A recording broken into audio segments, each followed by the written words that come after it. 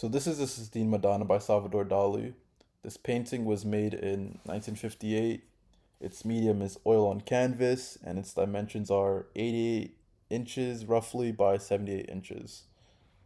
Um, so let's get into what we see.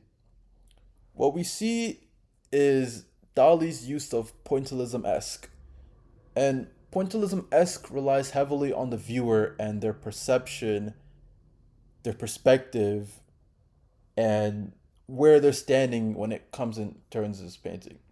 So from afar, we see the main colors being used, which are white, gray, pinkish, and maybe a little bit of purple. And we begin to see structures. So pointillism relies on your eyes to create these structures. So if I play this live, you can see it kind of warps. And the reason for that is because Dali was heavily focused on op art and surrealism. Some may say this could be a religious piece, but in reality, it's optical art and surrealism being used to play and try to convey this story to the viewer. So the original art, the Sistine Madonna by Raphael, it's what people typically refer to. It represents divinity, sanctimonious divinity, and whatnot. So going back to this painting, Dali, he was active from the years 1917 to 1918 and widely known for his surrealism.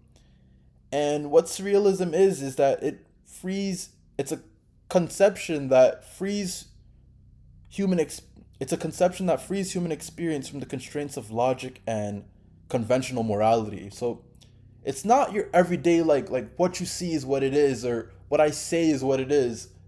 It's more like things are open to interpretation. Like nothing is as concrete as it seems.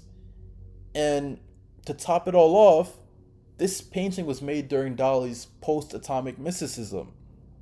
So, after Hiroshima, Dali became obsessed with the idea that reality is fragmented, suspended, and unstable, which that's what reality is. Reality isn't just one thing, like what you see is what it is.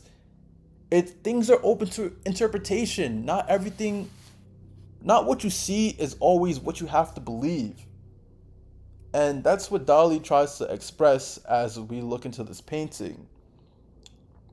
So, from what we see this gargantuan ear, and we're standing from afar.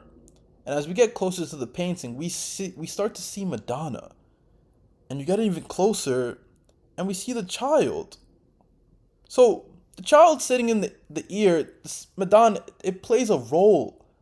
So let's preface by saying this ear is the ear of the Pope, Pope 23. And the reason for that being is Dali is symbolizing his devotion for faith, and he's also honoring the Pope at the same time, as the Pope during this time tried to unite the churches. So Dali was honoring his efforts. So in this painting, objects may appear intact but could be dismantled at any given moment. Because what happened during the post atomic era, people witnessed a bomb being dropped on half of Japan. And people realized like nothing is concrete. My body is not concrete. My life is not concrete. Anything can be dismantled at any given moment. So a lot of people, this was heavily induced into the art world as a lot of artists started to realize this and they're now expressing this.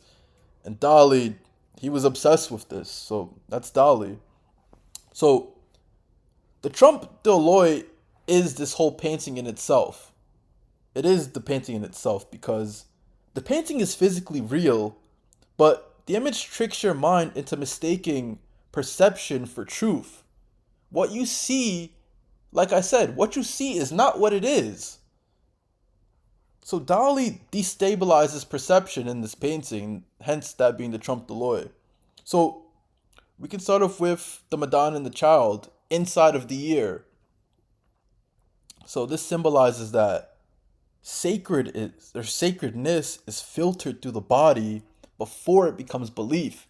Hence, this one ear, anatomical ear, and these pieces made up these points that these points can be destroyed.